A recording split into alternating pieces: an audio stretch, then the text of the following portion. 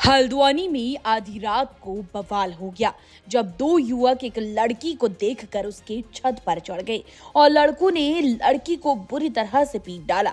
डंडे के वार से लहूलुहान बेटी को बचाने दौड़े पिता को भी बदमाशों ने पीट डाला। पिता लड़कों को मारने के लिए डंडा लेने गया तो वो खुद सीढ़ी पर गिर गया और उसकी मौत हो गई। दरअसल ये पूरा मामला कुछ यूं है।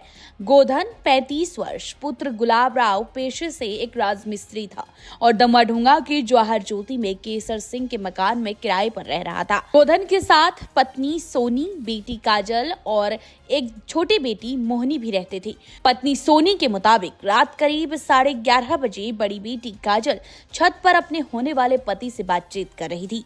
तभी चौफुला में रहने वाले दो युवक नशे की हालत में गली से गुजरे। काजल को देखकर पड़ोसी की छत से वो गोधन की छत पर पहुंच गए। तभी गोधन भी अचानक छत पर आ गया। उन्होंने शराबियों का विरोध किया तो आरोपियों ने छत पर पड़ी लकड़ी से गोधन पर हमला कर दिया। बीच बचाव में आई काजल का सिर भी फोड़ा। काजल की मां का कहना है कि कुछ दिन पहले ही वो काजल के लिए लड़का देखने पीलीभीत गए थे। शादी की तारीख तय नहीं थी, लेकिन शादी लगभग पूरी तय हो चुकी थी। छत पर चढ़े आरोपियों में से एक आरोपी काजल से प्यार करता था।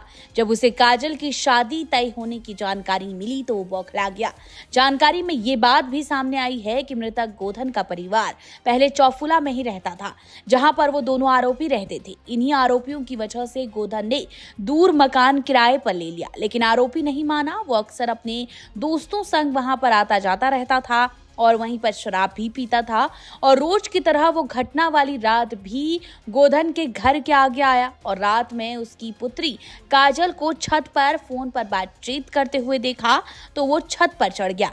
फिर जब रात में काजल के पिता गोधन को छत से आवाजें सुनाई दी तो वो छत पर पहुंचा। छत पर देखा कि दो युवक हैं। जब गोधन ने उनसे पूछा तो दोनों में बहस हो गई और मारपीट तक पहुंच गई। गोधन जब लड़कों को मारने के लिए डंडा लेने गया तो वो सीढ़ी से गिर गया, जिससे उसकी मौत हो गई। इस बीच पिता को बचाने आई काजल को भी आरोपियों ने नहीं छोड़ा।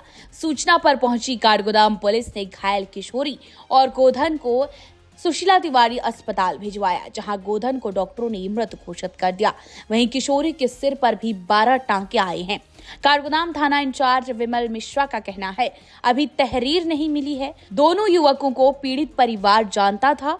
वह पड़ोस की छत से उसके छत पर आए थे। अब तहरीर के आधार पर आगे की कार्रवाई शुरू की जाएगी।